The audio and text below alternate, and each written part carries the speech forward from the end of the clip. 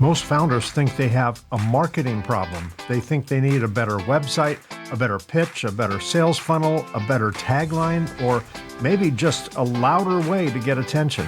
But very often, the real problem is not marketing. The real problem is that the founder has lost the thread of their own story. They built the business, they lived the struggle, they made the pivots, took the risks, learned the lessons, and survived the moments when everything could have fallen apart. But somewhere along the way, the story became harder to tell. The business changed, the customers changed, the founder changed, and the message that once worked no longer fits. Welcome, or hopefully welcome back to The Reluctant Entrepreneur. My guest today is Dan Grech, founder of Your Business is Your Story, or YBYS. Dan has built a career at the intersection of journalism, marketing, teaching, and entrepreneurship. He spent years as a journalist before moving into startups, growth, and small business education. That background gives him a unique lens. Journalists are trained to find the real story. Entrepreneurs are forced to live it. Dan helps founders connect those two worlds by showing them that their business story is not just something they tell after the strategy is done. In many ways, the story is the strategy. In this episode, we'll talk about Dan's own entrepreneurial journey, how a journalist became a founder, why so many businesses outgrow their original message, and how founders can use story not as a decoration, but as a tool for clarity, alignment, and growth. And it all begins right now. Stick around. Hey, Dan, stop working. We're all doing it. We're all doing it, Dan. It never stops. I was making notes. That was the best intro I've ever had on a podcast. Bravo. Oh my gosh. Well, and you've been on a lot of podcasts, so thank you. Yeah. I've made notes just to make sure I meet the promise that you just made. I was just jotting notes down. I committed you, Dan. Yeah, exactly. I'm pot committed. Let's do this. You've been drafted. So Dan, again, thanks. I say again because we talked off air. Again, thanks for being my guest on the show. You and I have met a few times now. Yes. You're writing a book. I'll let you explain it when we get into your story. You're writing a book and you're interviewing entrepreneurs, and you and I spoke about that for some time. Then we've had one or two follow-up calls on that, and I really wanted to get you on the show because I think your journey, your mission, your company mission completely resonates with me because I do think life is a story, and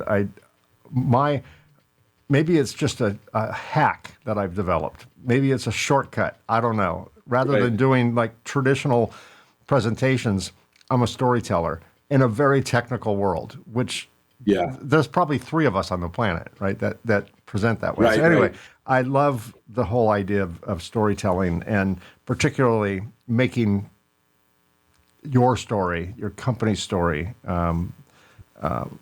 public. But anyway, I digress. I'm getting ahead of myself. You started your career in journalism before moving into a startup. I think you were working with NPR and maybe some other places. And you did all that before moving into startups, marketing, teaching, entrepreneurship, everything you're involved with now. When did you first realize that your path was shifting from telling other people's story to building something of your own? Well, it was sort of thrust upon me when I got publicly fired and my journalism career more or less ended in public humiliation. What, did they fire you on air? That would have been cooler than what actually happened, which I was quietly walked out the building. No. With your little white cardboard box, so that everyone knows. Yes. Yeah. Yes, exactly. Yeah. I had just come back from paternity leave, and I was called to the boss's office. He told me with his HR person there that my services were no longer needed, and I was more or less escorted out of the building. Wow. And it was a shock, to the system. I obviously, so I was the news director of the NPR station in Miami at the time. And why was I fired? There were budget reasons and so forth, but the truest reason, the reason that's most like useful to talk about, is that I was an asshole. That I was, Well, I there you was an go. arrogant prick. We had won more than 150 national and international awards under my leadership. Had assembled this extraordinary team, and I really thought, I couldn't get touched, and I was arrogant and probably disrespectful, definitely disrespectful to my colleagues, and I was Icarus flying too close to the sun. Yeah, yeah. And it Sounds like it. was, a lot of us who are born with some skill and some smarts have experienced kind of being in a hurry. And I have found that you get nowhere fast if you're in a hurry.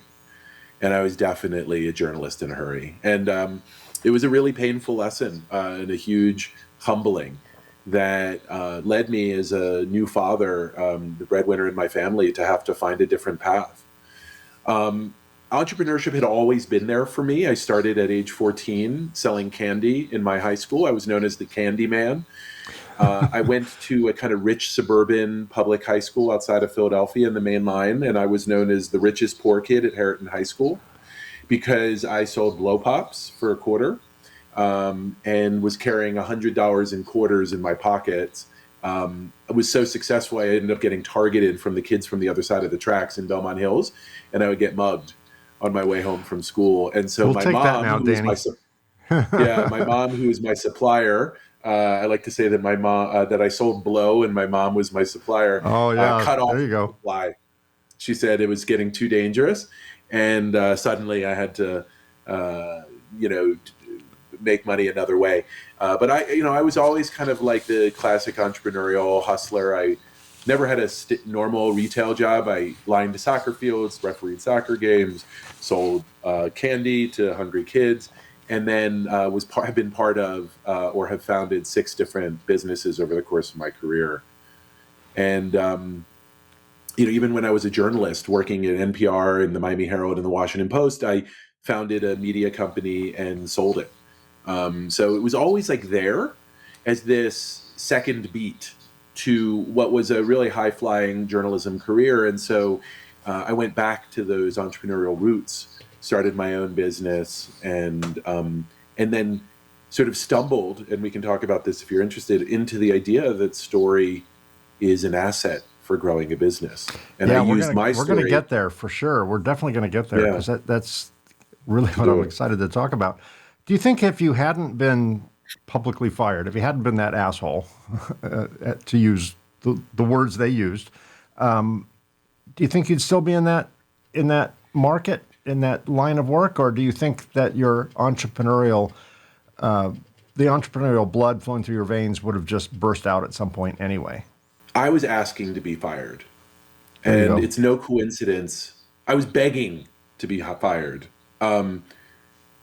I'll tell you this one story, and it like kind of crystallizes it for people. People are like, "Dan, you're such a nice guy. You're not an asshole." Then I tell them this story, and they're like, "Oh yeah, Yeah, you are. you got Yeah, fired." totally. Yeah. Yeah, yeah. So I would go to my boss's office, and my boss would like be in the bathroom. And so instead of just like any normal human being sitting in this chair across from his desk, I would sit in his chair, and didn't just sit in his chair. I would put my hands behind my head and put my feet on his desk and wait for him to show up. And I thought I was being funny. But what was I telling him? Like, what message was I sending was either I'm coming for your job or I totally don't respect you. Yeah. Neither of which are the message you want to send to your boss. And No. so, why was I begging to be fired? It was because I had my kid. And I can tell you, having worked 15 years in newsrooms and listening to broken marriages, watching people have infidelities with other news reporters, like it is not a profession built for families. I Hmm. mean, just to give you an example, my deadline was 8 p.m. And so when I was an editor, that meant that was when the stories were submitted. And now I'm like editing. I mean, there's no dinner at home in a profession like that. So I came to recognize that journalism wasn't going to be a good fit for being the dad I wanted to be. And I had a 9-month-old at home. And so I just was kind of asking to get fired. I knew inside of my heart, even though I wasn't ready to admit it because of ego reasons, that my journalism career was coming to an end.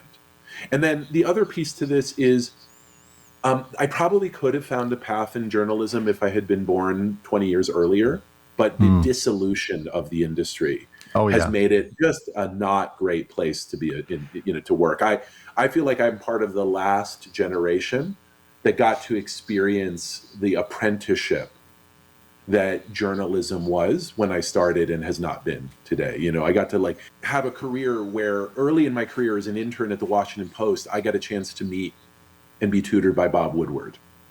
Wow. That's a name. Yeah, that kind of Watergate fame, among other things. Exactly. One of the great investigative journalists, great, storytellers of true stories.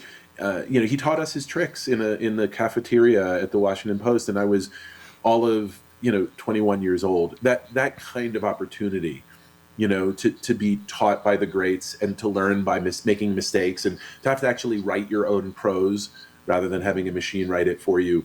Like all the friction that happened at the beginning of my career was where all the learning happened. I wrote more than 3,000 articles for various publications and then for NPR, and in that work, in that toil, in that failure and coming back again is where the learning about storytelling really happened. Well, you actually partially answered my next question. It's amazing how that works. Journalism trains you to ask questions, right? That's part of what journalism is. Find the truth and simplify complexity for the sake of your audience. How did those skills help you as an entrepreneur, and where did those skills maybe fall short, if they did?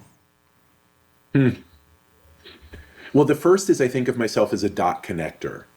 And the work that I really do is I connect an entrepreneur's past to their present to their future. And so I excavate their past like an investigative journalist, and I find, why do they do what they do and why does it matter? What were their childhood influences? What was the, reason that they took the entrepreneurial leap and started their business? What is their larger purpose? Like, what dent are they trying to make in the universe? And that's an excavation of the past and a discussion of the current state. And then I invite them, tell me about the company of the future. Give me your vivid vision, paint that picture for me. And then I connect with threads and dots, the past, the present, and the future. That is a journalism skill, both the uncovering and the narrative threading. And I say, do you realize that there's this consistency, in all three? I'll give you an example. I was talking to my 93-year-old thesis advisor from college, and he's a professor at a university, and he was like a famous curmudgeon. Like, he was sort of the loyal opposition, always getting in fights. Like, he always played that role. And he told me about how his father ran a business, and I didn't know this. 93 years old, and he said, yeah, my dad cracked eggs for a living. Like, he would sell the innards of cracked eggs in giant container trucks to baking companies.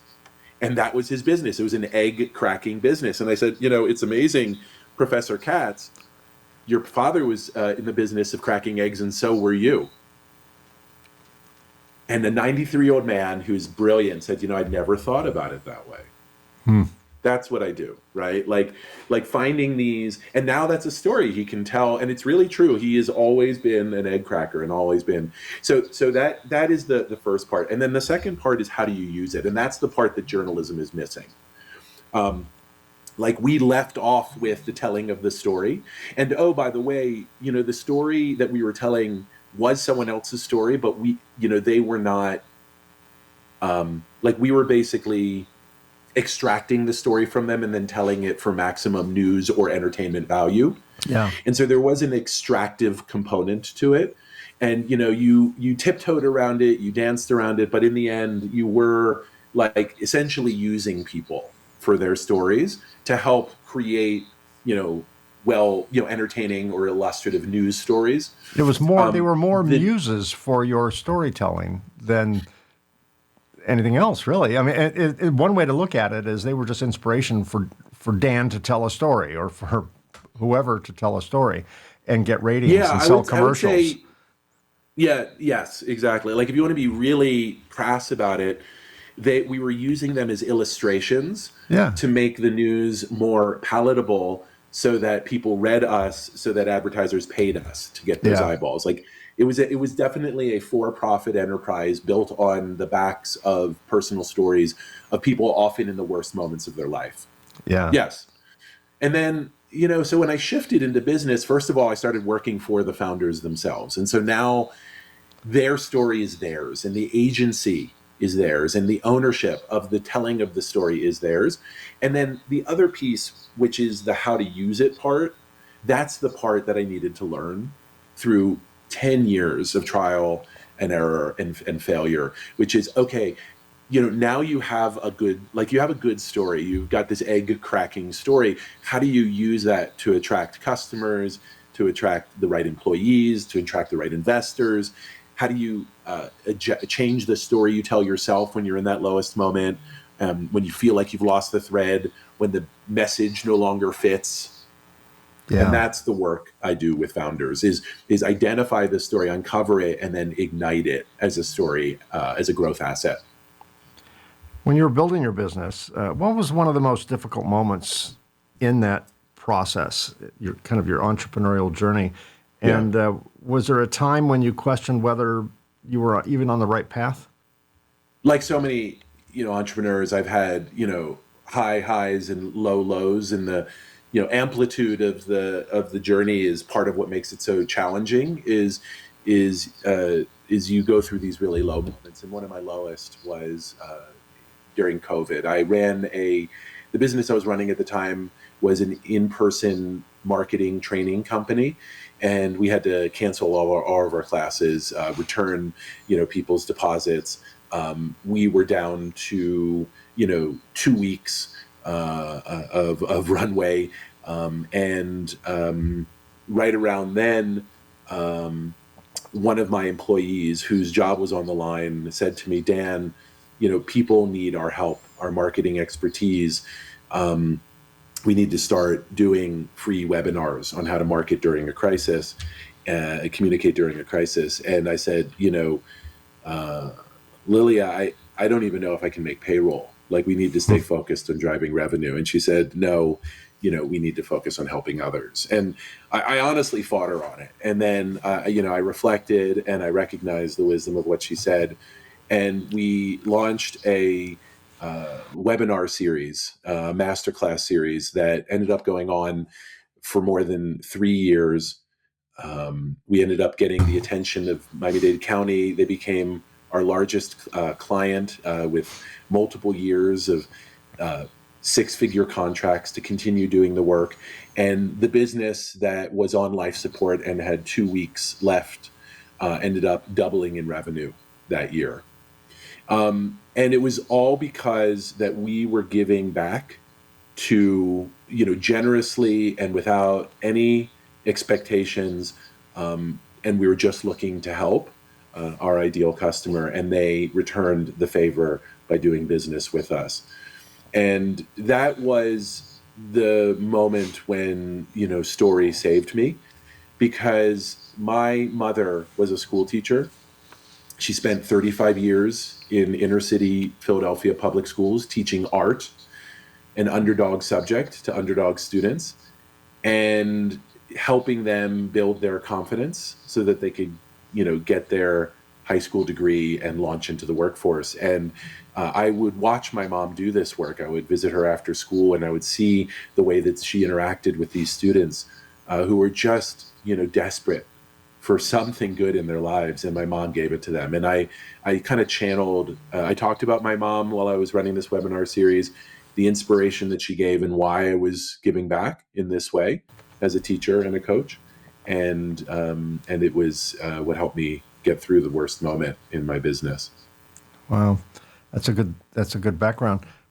When obviously when you were a journalist at NPR and whatever other stints you had, that taught you a lot of things about storytelling, about listening, about repurposing content. One might say. Did you have to unlearn anything from that experience that would have been negative on your business? In other words, did you get any negative lessons? Yeah, the story for the sake of story. The journalists really don't think a lot about what happens after the story is published. That we really sort of think about that as somebody else's problem. So, for instance, we're not advocates. We just call it as we see it, and then we move on to the next story. And the truth telling that we do, we leave it to the policymakers and the pundits and the advocates and others to then use the story for constructive or not constructive purposes. That doesn't work in business. Story as ornament is just pure marketing garnish. And I have come to realize that authentic story about purpose is your most powerful asset. And that was the biggest lesson that I had to learn, how to use it. Yeah. Speaking of stories, you say your business is your story. You named a business after that phrase. What does that mean to you? The business is your story, and why do so many founders misunderstand the role that stories play in business growth? Yeah, your story is the foundation of the business. It's the why you do what you do. Sometimes you can call it your purpose. Right? Basically, telling your story of why you do what you do and why it matters is just an approach to articulating purpose and values. And so your purpose and your values, the dent you want to make in the universe and how you're going to approach the work, which is, the core of every business, is really rooted in your personal history and legacy. I think most founders, and therefore you build on top of that the messages you send to customers, marketing and sales. You build on top of that hiring and team building and culture. You build on top of that investing and partnerships and the community work you do, and then you build on top of that also the story you tell yourself in the hardest moments and in the highest triumphs. And so it's a foundation. It's the core. I call it the diamond, the hard center of the work that you do. Now, why do founders not tell it? I think there's a couple reasons. One, I think most founders are not building businesses for self-aggrandizement. It's not about them. They've really bought into the idea. I would argue even overinterpreted the idea that the customer is the hero and they're the guide, which I actually absolutely agree with. When you're in a marketing, it's really about the problems that you're solving and the customers that you serve. But, Luke Skywalker didn't hire just anybody to teach him to be a Jedi. He hired Jedis to teach him how to be a Jedi. And so establishing why you do what you do, why you're an expert at it, your credibility, that's an essential part of building customer relationships. But when you get beyond the frame of customer relationships, of marketing, which is usually the box that story lives in, you come to realize, well, no, the sort of why you do what you do is essential for hiring conversations. It's essential for investor and fundraising conversations. It's a story you need to tell to the community so that people understand your business's role in the community. And so I think that these are the things that sometimes people forget when there's also just a natural tendency to kind of hide behind the business. Where this all started for me is I would meet these incredible founders and I would look at their website, and their website was this de-peopled, Me Too, anonymized, dehumanized product or service with no human being behind it. And I'm like, here's this incredibly vivid founder who is clearly why people are buying into them. And then this website that is so generic and has nothing unique or differentiating about it. And so there's just the practical truth, which is almost self-evident, that telling your personal story will immediately differentiate you because your story is yours alone. Yeah, it took me a lot of years to answer the following question differently. So what do you do for a living? I was always like dreading that question because what I do is one might interpret it as incredibly boring, down a technical rabbit hole. No one understands the answer anyway. So I went from, what do you do for a living? Well, we build machines that clean circuit boards to remove ionic contamination to avoid electrochemical migration and parasitic electrical leakage. Okay, now the room The is white, empty. the Now the room is yeah. totally empty. I've got a path in front of me. Now people say, so what do you do for a living? We're in the reliability business. We make sure that when you turn on a device that has a circuit board in it, that it works. That's what we do. We're in the reliability business. And then the room still clears out, but it's not anywhere near as fast. And then if they start asking questions, yeah, sure. No, now I can, well, how do you do that?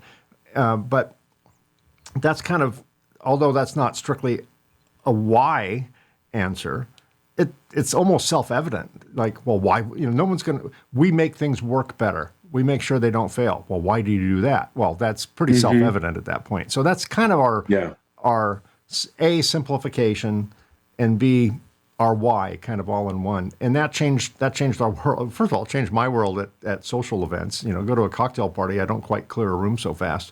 And my wife has to travel 20 feet in front of me going, do not ask him what he does. You'll regret it. Do not ask him what he does. How does a founder know when their original story, their message, their positioning just no longer fits the business that they now are? It may have fit it maybe earlier, but the business has matured and grown, and they're still telling the old story. Yeah, well, the How do they first know? is how do you know if, yeah, well, the first question I thought you were going to ask is how do you know if a story's landing? And Well, the let's do short that one answer first is, then. yeah, when the room clears. The best place to practice your storytelling is at a networking event, and to just get it down to one, what I call magnetic question. So my magnetic question is, do you have a purpose beyond profit? And if the answer is yes, then I say, oh, well, what is that purpose? And I'm right into it. I'm into the conversation. And then at some point, 20 minutes later, they're like, oh, well, what do you do? Is I say, I say to them, well, does everyone, all of your stakeholders know what your purpose is that you've been talking to me about?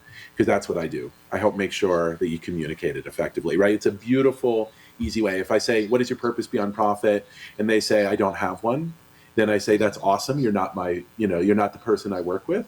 And then if they say I'm not sure, I say, well, I help you There you define it go. and get Yeah. noisy about it, right? So it's like a beautiful one sentence opener, and it took me literally months of experimentation to get down to that magnetic question. And it's really just trial and error. Like the brave thing to do is tell the story as often as you can and just see how it lands, and you can really feel the energy lift or flag. And just becoming attentive to how it's received. I call this the sparkle, the diamond sparkles. Now, the other question you asked is about narrative drift, which is this idea that the story that fueled the start of the business is no longer true. And I can tell you exactly when that happened for me as an example, which is, I started my business, which was first business I started after getting fired was a training company for mid-career professionals in marketing, and I was employee number one, right? And not employee number one, I was customer number one. I created the business to solve the problem I myself had, which is I had this journalism skill set, but I didn't know how to apply it to business, and I thought the answer was to learn marketing. And then I came to realize that I wasn't alone. A lot of business owners need to learn marketing, and so I started a business to solve that problem. And I would tell the story of why I started the business, and it landed beautifully, which was the firing story.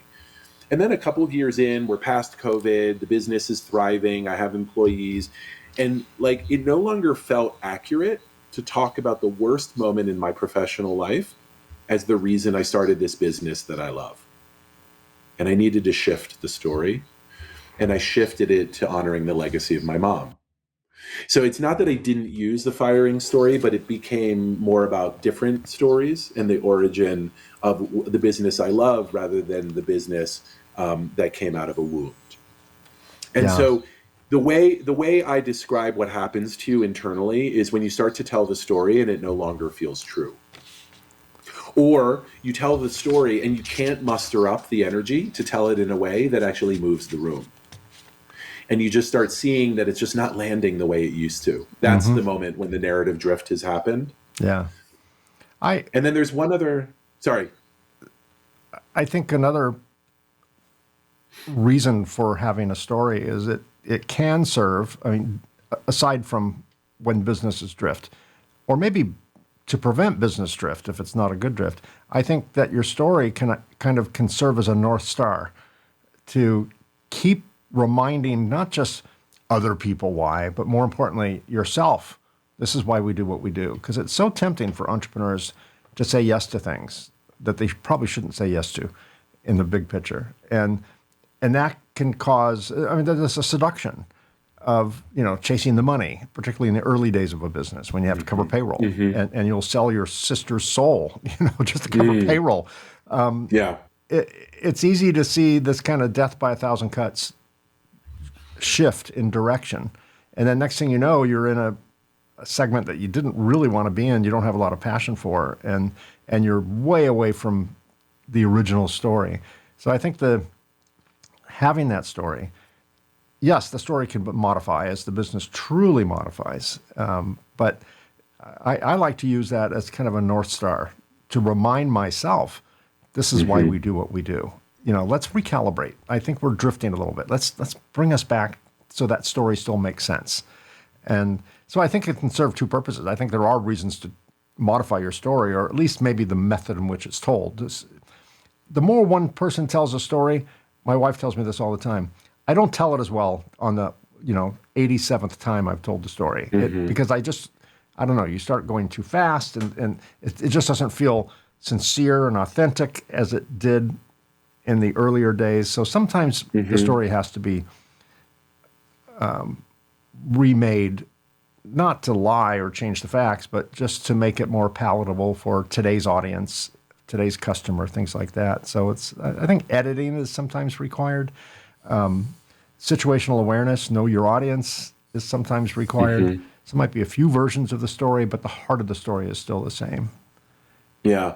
You've brought up two really beautiful examples. Like, one is when you start to feel the drift, there's really two possibilities. One is you're drifting a little away from the core purpose of the business, and you need to recenter. And then the other is that your the story that started the business and the story of the business today are not the same. And I call this a moment for a reboot, where you need to kind of take a moment and reboot the story, and tell a different story that's more reflective of where the business has evolved. And so sometimes you're losing the thread of why you started the business, and sometimes the purpose of the business has shifted. And those are different challenges, and it takes a little bit of discernment to know which situation you're in.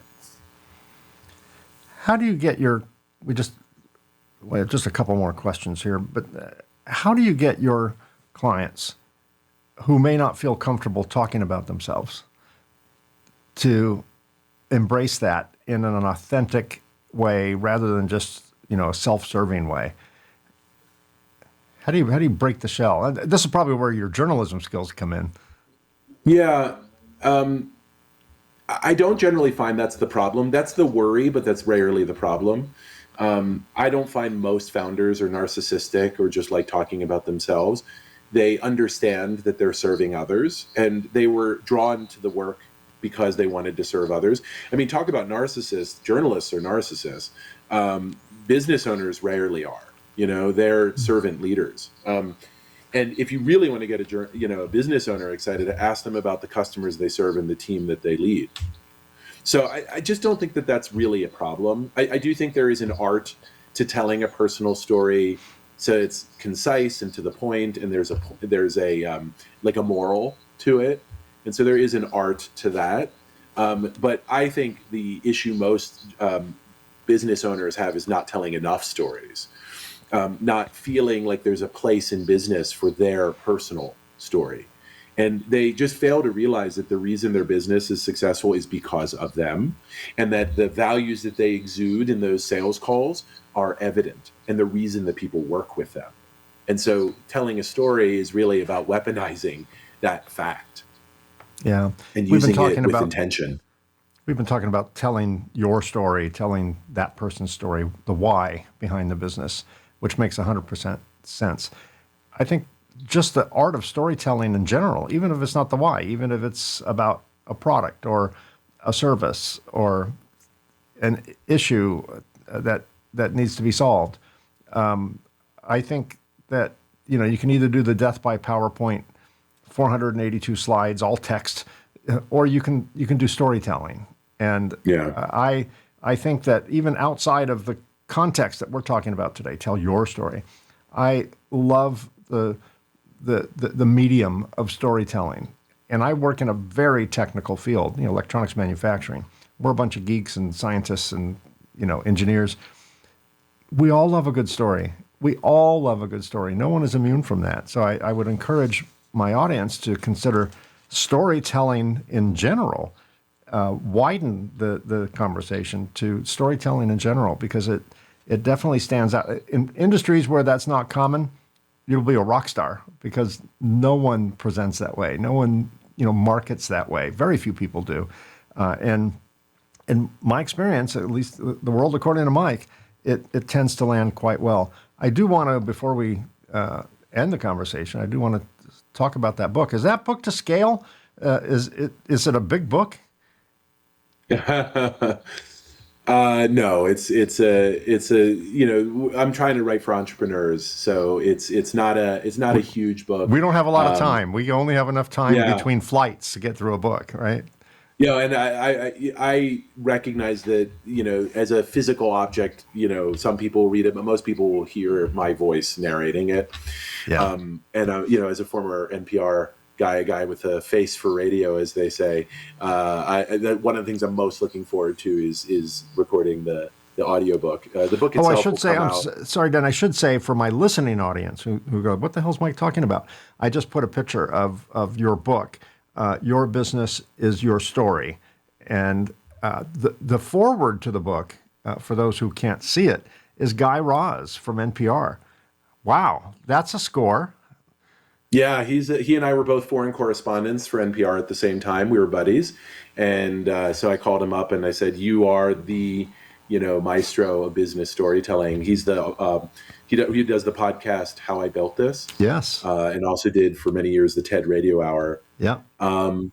And Your Business is Your Story is a how-to handbook for founder-led businesses who want to figure out how to use their story as a asset to grow their business. And, as you can imagine, it's filled with examples, stories of other businesses and my own journey, showing how to use story in a business setting. Yeah, excellent. Well, it's available on Amazon and places like that, the usual places? Absolutely. And the best way for you to find out more about it is YBYS.com. Your Business is Your Story, YBYS.com. I pronounce it IBIS, and that is the consultancy where I work with business owners who want help implementing the advice in the book. And to my listeners and viewers who didn't write that down fast enough, if you're watching this on YouTube, look down here where it says see more. I'll have a link to both the book and the website as well. If you're listening to this on your favorite podcast app, by all means, go to that podcast app, look at the show notes, and all that information will be there as well. One final question before we go. When you were younger, before you started your official entrepreneurial journey, how did you define success back then, and how do you define it now? Back then, I defined success by having my name above the fold on the front page of the Washington Post or the Miami Herald.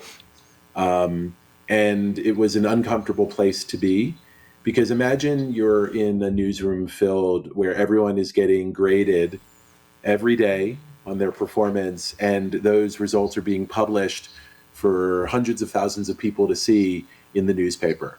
That's what it felt like. The kind of anxiety of status of the journalist. And now I work with these incredibly conviction-led, purposeful founders to help them through sometimes the stickiest moments of their professional lives as they're trying to navigate their business and make an impact in the world for their customers and their teams. And the work is so important and meaningful because these small businesses are the heart of our economy and the beating soul of our main street. And I do feel in many ways like these ideas are more relevant than ever because we are living in this age of dehumanization as AI starts taking over a lot of the communicating that we do.